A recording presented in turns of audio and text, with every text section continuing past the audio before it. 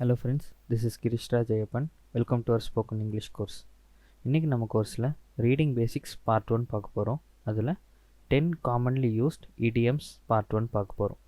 So இந்த கோர்ஸை ஆரம்பத்துலேருந்து பார்த்துட்டு வரவங்களுக்கு தெரியும், we will be covering all the basics of English language. Spoken இங்கிலீஷுங்கிறத தாண்டி vocabulary, idioms and phrases இது எல்லாமே கவர் பண்ணோம் அப்படின்னு சொல்லியிருந்தோம். அந்த விதத்தில் இன்னைக்கு 10 காமன்லி யூஸ்ட் idioms வந்து பார்ட் 1 பார்க்க போகிறோம். இதோட கண்டினியூட்டி இனி வர வீடியோஸில் நமக்கு இருக்கும். ஓகேங்களா? ஸோ இந்த வீடியோவை மறக்காமல் கடைசி வரைக்கும் பாருங்கள். இந்த வீடியோவில் 5 இன்ட்ரெஸ்டிங் இங்கிலீஷ் வேர்ட்ஸும் நம்ம பார்க்க போகிறோம். So watch this video till then. வாங்க இன்றைக்கி வீடியோக்குள்ளே போகலாம்.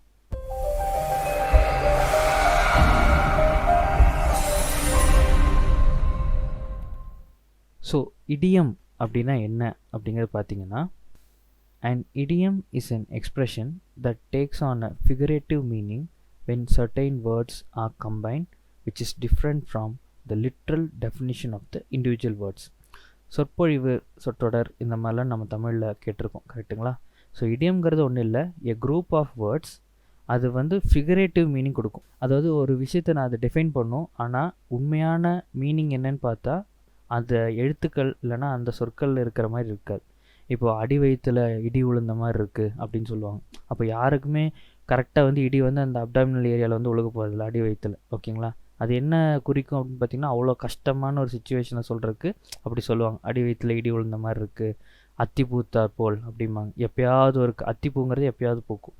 ஸோ அந்த மாதிரி விஷயங்களை வந்து கன்வே பண்ணுறதுக்கு இங்கிலீஷில் யூஸ் பண்ணுற சில வேர்ட்ஸுக்கு பேர் தான் இடியம் அப்படின்னு சொல்லுவாங்க. அந்த குரூப் ஆஃப் வேர்ட்ஸை தான் இடியம் சொல்லுவாங்க.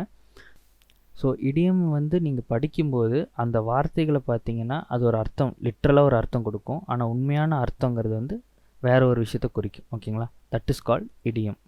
ஸோ இந்த இடியம் யூஸ் பண்ணுறதுக்கு ஒரு சின்ன ஒரு ரூல் இருக்குது. என்ன அப்படின்னு பார்த்தீங்கன்னா, they can be confusing for kids or people learning a language as they don't mean what they say. So இடியம்ங்கிறது வந்து படிக்கும்போது அர்த்தமும் அதோட உண்மையான அர்த்தம் வேறு அப்படின்னு சொல்லியிருந்தோம். அதனால் என்ன சொல்கிறாங்க அப்படின்னா, குழந்தைங்கக்கிட்டேயோ இல்லை இங்கிலீஷ் லாங்குவேஜை புதுசாக கற்றுக்கிறவங்ககிட்டயோ அவங்கக்கிட்ட பேசும்போது இடியம் யூஸ் பண்ணி பேசக்கூடாது அப்படிங்கிறது வந்து ஒரு நார்மல் ப்ரொசீஜரை ஃபாலோ பண்ண சொல்கிறாங்க. ஓகேங்களா?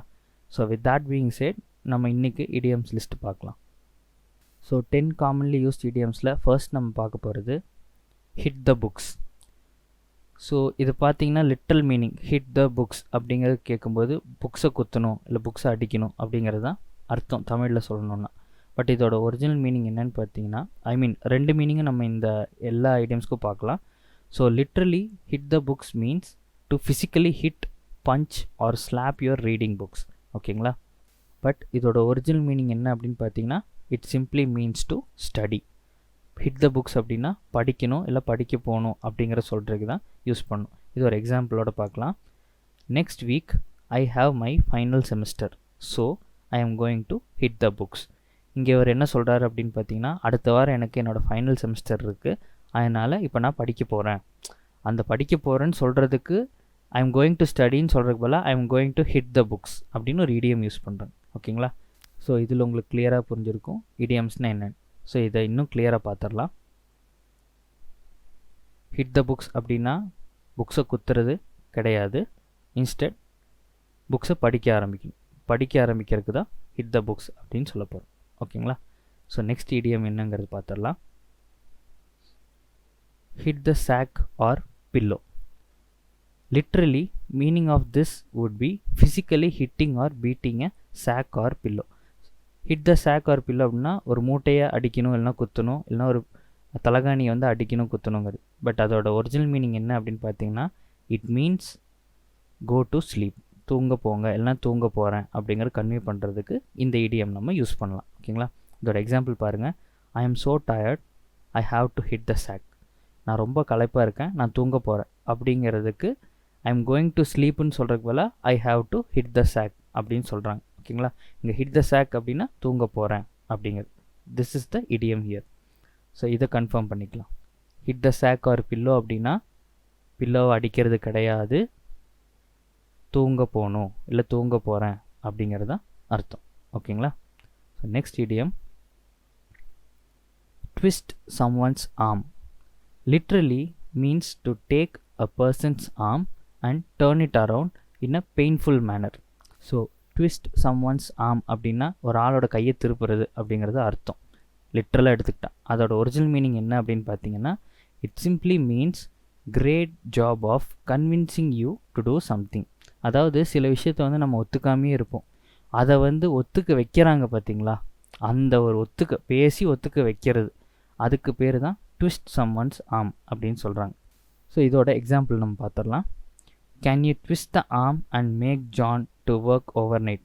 ஸோ இங்கே சுச்சுவேஷன் என்ன அப்படின்னு பார்த்தீங்கன்னா, ஜானுங்கிறவர் வந்து ஓவர் நைட் வேலை செய்யறதுக்கு ஒத்துக்காமல் இருக்கார். அப்போ அவரோட மேனேஜரோ யாரோ ஒருத்தங்க கேட்குறாங்க, can you twist the arm and make John to work overnight. Overnight அவரை வேலை செய்ய வைக்கிறீங்களா அப்படின்னு கேட்குறாங்க. ஸோ இதுதான் வந்து ட்விஸ்ட் சம்ஒன்ஸ் ஆர்ம் அப்படிங்கிறதுக்கான ஒரிஜினல் மீனிங். ஸோ இதை கன்ஃபார்ம் பண்ணிக்கலாம். ட்விஸ்ட் சம்ஒன்ஸ் ஆர்ம் அப்படின்னா கையை திருப்புறதோ இல்லை கையை வளைக்கிறதோ கிடையாது, அவங்கள கன்வின்ஸ் பண்ணி ஒத்துக்க வைக்கிறது. ஓகேங்களா? So next idiom, stab someone in the back. Literally mean taking a knife or another sharp object and stabbing it into a person's back. Stab someone in the back அப்படின்னா ஒரு கத்தி எடுத்து இன்னொருத்தவங்க முதுகில் குத்துறது அப்படிங்கிறது தான் லிட்ரல் மீனிங். பார்த்து படிக்கும்போது நமக்கு வர மீனிங் இதுதான். ஆனால் அதோட ஒரிஜினல் அர்த்தம் என்ன அப்படின்னு பார்த்தீங்கன்னா, it means to hurt someone who was close to us and trusted us by betraying them secretly and breaking their trust. So இங்கே என்ன சொல்ல வராங்க அப்படின்னு பார்த்தீங்கன்னா, யார் நமக்கு ரொம்ப க்ளோஸாகவோ நம்ம மேலே நம்பிக்கை வச்சுருந்தாங்களோ அவங்களுக்கு நம்பிக்கை துரோகம் பண்ணுறோம் பார்த்தீங்களா, அதை வந்து டினோட் பண்ணுறதுக்கு தான் stab someone in the back அப்படிங்கிற இடியம் யூஸ் பண்ணுறாங்க. ஸோ இதை ஒரு எக்ஸாம்பிளோட பார்த்துடலாம். In our life time we should never stab someone's back. நம்ம வாழ்நாளிலே நம்ம யாருக்கும் துரோகம் பண்ணக்கூடாது, முதுகில் குத்திடக்கூடாது அப்படிங்கிறது தான் அர்த்தம். ஓகேங்களா? ஸோ இதை கன்ஃபார்ம் பண்ணிக்கலாம். ஸ்டாப் சம்ஒன்ஸ் பேக்னா ஷார்ப்பான ஒரு எட்ஜ் எடுத்து ஒருத்தவங்க குத்துறது கிடையாது, அவங்கக்கிட்ட இருக்கிற நம்பிக்கையை உடைக்காமல் பார்த்துக்கணும். இல்லை ஸ்டாப் சம்ஒன்ஸ் பேக் அப்படின்னா நம்பிக்கையை உடைக்கிறோம் அப்படிங்கிறது அர்த்தம். ஓகேங்களா? So next idiom, lose your touch. Literally this means to no longer have the ability to touch or feel with your fingers or hands. Lose your டச்னா தொடர்றது வந்து உணர்ச்சி இல்லாமல் இருக்குது, நான் என்ன தொடர்னே தெரில அப்படிங்கிற சொல்கிறதுக்கான ஒரு அர்த்தமாக தெரியுது. ஆனால் ஒரிஜினல் மீனிங் என்ன அப்படின்னு பார்த்தீங்கன்னா, it simply means that you lose an ability or talent you once had in the past. So இறந்த காலம் இல்லைன்னா கடந்த காலத்தில் நீங்கள் நல்லா பண்ணிகிட்டு இருந்த ஒரு விஷயத்த இப்போ பண்ண முடியாமல் போகுது பார்த்தீங்களா. இப்போ சில பேர் வந்து கிரிக்கெட் சூப்பராக விளாண்டுருப்பாங்க, ரொம்ப நாள் விளையாடாததுனால டச் விட்டு போச்சு அப்படிம்பாங்கள்ல, அதை சொல்கிறது தான் இங்கிலீஷில் வந்து லூஸ் யுவர் டச் அப்படிங்கிறாங்க. ஓகேங்களா? ஸோ நல்லா பண்ணிகிட்டு இருந்ததை இப்போ பண்ண முடியாமல் போகிறத டினோட் பண்ணுறதுக்கு யூஸ் பண்ணுற ஒரு இடியம் தான் லூஸ் யுவர் டச். இது ஒரு எக்ஸாம்பிளோட பார்த்துடலாம். ஐ ஆம் unable to drive the car because I last my touch. ரொம்ப நாள் கார் ஓட்டாமல் இருந்து திடீர்னு கார் ஓட்டினாங்கன்னா கொண்டு போய் எங்கேயாவது இடிச்சிருவாங்க, அந்த மாதிரிலாம் ஆகும் பார்த்தீங்களா. ஸோ அந்த மாதிரி விஷயத்த சொல்கிறதுக்கு லூஸ் யுவர் டச்சுங்கிறத சொல்லுவாங்க. ஓகேங்களா? ஸோ இதை கன்ஃபார்ம் பண்ணிக்கலாம். லூஸ் யுவர் டச் அப்படின்னா நம்ம தொடர்றது வந்து உணர்ச்சி இல்லாமல் போகிறத குறிக்கிறது அல்ல, பதிலாக ஃபஸ்ட்டு நல்லா பண்ணிகிட்டு இருந்த ஒரு விஷயத்த இப்போ திடீர்னு பண்ண முடியாமல் போகுது பார்த்தீங்களா, அதை சொல்கிறது தான் lose your touch. Okay? So next idiom, பிச்சின்.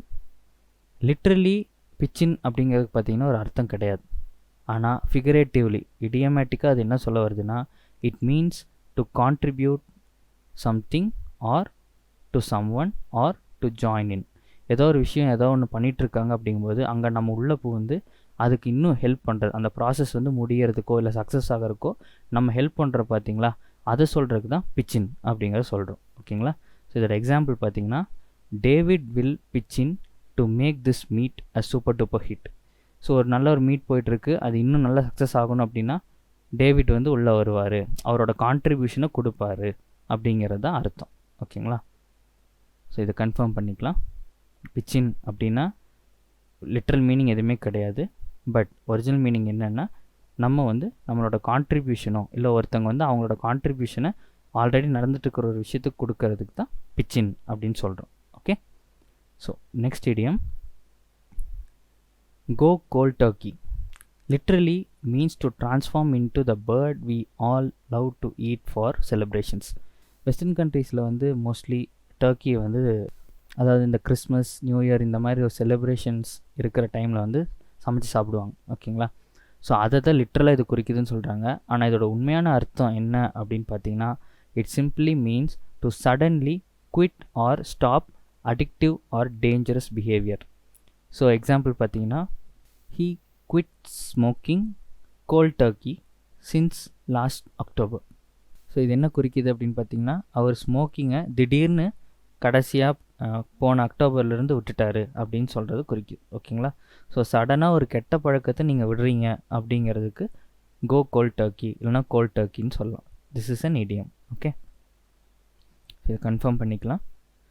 Go cold Turkey அப்படின்னா அந்த டர்க்கியை வந்து சமைச்சு சாப்பிட்றதோ அந்த மாதிரி கிடையாது. இன்ஸ்டட் ஒரு கெட்ட பழக்கத்தை சடனாக விட்டுட்டோம் அப்படிங்கிற சொல்கிறதுக்கு கோல்ட் டர்க்கி அப்படின்னு சொல்லலாம். ஓகேங்களா? Next, face the music. இந்த இடியம் கேட்குறதுக்கும் இதோட அர்த்தமும் ரொம்ப வித்தியாசமாக இருக்கும். வாங்க என்னன்னு பார்க்கலாம்.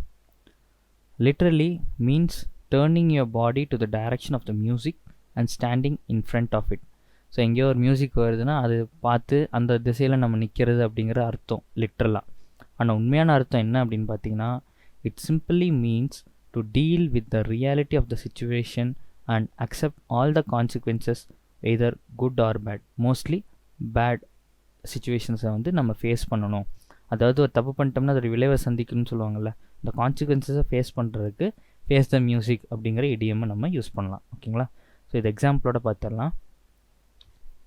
As we ignored about the global warming we should face the music. So பூமி வெப்பமயமாகுது, அதை நம்ம கண்டுக்கல, இப்போ அதோட விளைவை சந்திக்கிறோம். ஸோ இதை வந்து நீங்கள் சொல்கிறதுக்கு ஃபேஸ் த மியூசிக் சொல்லிக்கலாம். ஓகேங்களா? ஸோ ஃபேஸ் த மியூசிக் அப்படின்னா மியூசிக் கேட்குற டைரெக்ஷனை பார்த்து நிற்கிறது கிடையாது. இன்ஸ்டெட் நம்ம பண்ண ஒரு தப்புக்கான விளைவை சந்திக்கணும் அப்படிங்கிறது தான். ஓகேங்களா? ஸோ அடுத்த நம்ம பார்க்க போகிற idiom ring a bell. So literally you could be ringing the school bell or door bell. So ring a bell அப்படின்னா ஏதோ ஒரு பெல் அடிக்கிறது அப்படிங்கிறது தான் literal meaning. But original meaning என்ன அப்படின்னு பார்த்தீங்கன்னா, it simply means that somebody has mention something that sounds familiar to you, perhaps you have heard it before. So சில டைம் வந்து நமக்கு வந்து தோணும் இல்லைங்களா, இதை நான் ஆல்ரெடி கேட்டிருக்கேன் யாரோ சொல்லி அப்படின்னு. ஏற்கனவே கேட்ட ஒரு விஷயத்த திருப்பி நம்ம கேட்குற மாதிரி இருக்கும். ஸோ அந்த ஒரு பர்டிகுலர் மொமெண்ட்டை குறிக்கிறதுக்கு தான் இந்த ஒரு இடியம் ரிங் அ பெல் அப்படிங்கிற இடியமை நம்ம யூஸ் பண்ணுறோம். ஓகேங்களா? ஒரு எக்ஸாம்பிளோட பார்த்துடலாம். I am not sure but that name rings a bell. எனக்கு உறுதியாக சொல்ல முடியல, ஆனால் எங்கேயோ கேட்ட மாதிரி தான் இருக்குது அப்படின்னு சொல்லுவோம் இல்லைங்களா. ஸோ அந்த மாதிரி ஒரு இடத்துல தான் இந்த இடியம் நம்ம யூஸ் பண்ணுறோம். ஸோ கன்ஃபர்மேஷனுக்கு ரிங் அ பெல் அப்படின்னா ஒரு பெல்லை அடிக்கிறது கிடையாது. இட் மீன்ஸ் ஆல்ரெடி இந்த விஷயத்தை நம்ம கேட்டிருக்கோம் அப்படிங்கிறது குறிக்கிறது தான் இந்த இடியம் நம்ம யூஸ் பண்ணுறோம். ஓகேங்களா? ஸோ லாஸ்ட் இடியம் இன்றைக்கி நம்ம பார்க்க போகிறது blow off steam. Literally to blow off the hot rising air from boiling water. So அந்த ஆவி பறக்குதுன்னு சொல்லுவோம் இல்லைங்களா, ஸோ அதை வந்து குறிக்குது இந்த இடியம். ஆனால் ஒரிஜினலான மீனிங் என்ன அப்படின்னு பார்த்தீங்கன்னா, it simply means to get rid of sad feelings or strong feelings. ஓகேங்களா? By doing something such as exercising, அது எதுவாக வேணாலும் இருக்கலாம்.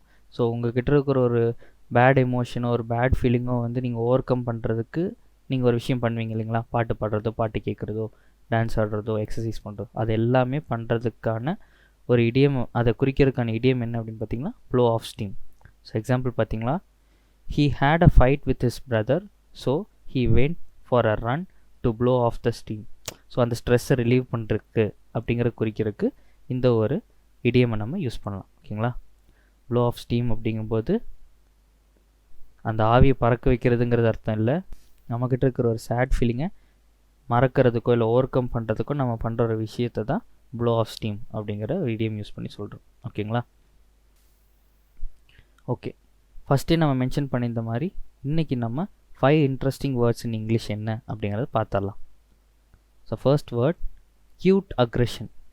Cute aggression is the term for wanting to hug something cute very hard almost violently. Violently அப்படின்னா ரொம்ப என்ன சொல்கிறது, ஆக்ரோஷமாக அப்படிங்கிற மாதிரி வச்சுக்கோங்களேன். ஸோ இங்கே க்யூட் அக்ரெஷன் என்ன அப்படின்னா, சில விஷயங்கள் ரொம்ப அழகாக இருக்கும். அது ஒரு குழந்தையாக இருக்கலாம், நாய்க்குட்டியாக இருக்கலாம். அதை வந்து பிடிச்சி அப்படியே கசக்கிடலாமா, பிடிச்சி பிச்சு எடுத்துடலாமா அப்படிங்கிற அளவுக்கு க்யூட்டாக இருக்கும். ஸோ அந்த மாதிரி ஒரு மொமெண்ட்டை சொல்கிறதுக்கு இந்த வேர்ட் நீங்கள் யூஸ் பண்ணலாம், க்யூட் அக்ரெஷன். இதோட எக்ஸாம்பிள் பார்த்துடலாம். Our puppy is adorable that I have cute aggression. பிச்சு அப்படி கொஞ்சலாம் போல் தோணுது, அவ்வளோ அழகாக இருக்குது நம்ம பப்பி அப்படிங்கிறது இங்கே சொல்கிறோம். ஓகேங்களா. Heuristic. Heuristic is use to describe something that's taught or learn from experience. So சில டைம் வந்து பார்த்திங்கன்னா நம்ம மக்கப் பண்ணி படிக்கிறதுக்கு பதிலாக ஒரு விஷயத்தை படிக்கும்போது செஞ்சு பார்த்தோம்னா அது நல்லா பதியும் நமக்கு. ஓகேங்களா. ஸோ அந்த மாதிரி சொல்கிறதுக்கு தான் இந்த ஒரு பர்டிகுலர் ஹியூரிஸ்டிக் அப்படிங்கிற ஒரு வேர்டை யூஸ் பண்ணுறோம்.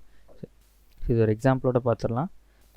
The professor applied a heuristic teaching method so that her students would learn by trial and error. ஓகேங்களா. ஸோ படிக்கவே செஞ்சு பார்த்து கற்றுக்கிறது. ஓகேங்களா. Next word buffala. Buffala is a joke that's met with extremely loud laughter.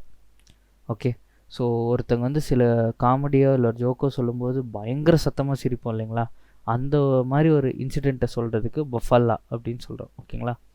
Example, that was the comedian's best பஃபல்லா all night. அந்த comedian பண்ணதுலேயே best comedy இது தான் அப்படிங்கிற சொல்கிற அளவுக்கு. ஏன்னா அதை சொல்லும்போது எல்லோரும் ரொம்ப சத்தமாக சிரித்தாங்களாமா. ஸோ அந்தளவுக்கு ஒரு காமெடியாக ஜோக்காக இருந்துச்சு அப்படிங்கிறது இங்கே நம்ம குறிக்கிறோம். Okay. Next one, mouse potato. Mouse potato refers to someone who works on the computer a lot. Example, ever since Susan started her online company, she's been such a mouse potato. So couch potato கேள்விப்பட்டிருப்பீங்க. எப்போ பார்த்தாலும் சோஃபாலே உட்காந்துக்கிட்டோ இல்லை கவுச்லேயே உட்காந்துட்டோ TV பார்த்துட்டே இருக்கிறவங்கள வந்து couch potato அப்படிம்பாங்க. அங்கேருந்து நகரவே மாட்டாங்க. ஸோ அந்த மாதிரி மவுஸ் பொட்டேட்டோ அப்படிங்கிறவங்க பார்த்திங்கன்னா இந்த சிஸ்டம் யூஸ் பண்ணிகிட்டே இருப்பாங்க பார்த்தீங்களா, மவுஸை பிடிச்சிக்கிட்டே உட்காந்து. அந்த மாதிரி இருக்கவங்கள வந்து மவுஸ் பொட்டேட்டோ அப்படின்னு சொல்கிறாங்க. ஓகேங்களா. So last interesting word, petrichor. மழை பெய்யுதுன்னு நினைக்கிறேன், மண் வாசனை அடிக்குது அப்படின்னு சொல்லுவோம் இல்லைங்களா, அந்த மழைக்கு அப்புறம் வர மண் வாசனையை குறிக்கிறது தான் இந்த word petrichor. Okay. Petrichor is a word to describe the way it smells after it rains. Example, petrichor of summer thunderstorm is unique. So that's it from today's video. இந்த வீடியோ உங்களுக்கு பிடிச்சிருந்துச்சின்னா லைக் பண்ணுங்கள், நம்ம சேனலுக்கு subscribe பண்ணுங்கள், இது உங்கள் ஃப்ரெண்ட்ஸ்க்கு ஷேர் பண்ணி அவங்களே சப்ஸ்கிரைப் பண்ண சொல்லுங்கள். இந்த வீடியோக்கு ஒரு லைக் கண்டிப்பாக கொடுங்க. ஓகேங்களா. So social media connections, Facebook, Instagram, Twitter, இது எல்லாத்துலேயுமே நான் அவைலபிளாக இருக்கேன். உங்களோட கமெண்ட்ஸ் ஆர் டவுட்ஸ் எதாக இருந்தாலும் நீங்கள் அங்கே ஷேர் பண்ணலாம். ஆல்சோ இந்த வீடியோவோட கமெண்ட்ஸ் நீங்கள் ஷேர் பண்ணலாம். I am ready to discuss and help you. Okay. So meet in the next video. Until then, this is Girish Raj signing off. Be happy, be healthy, take care. Thank you.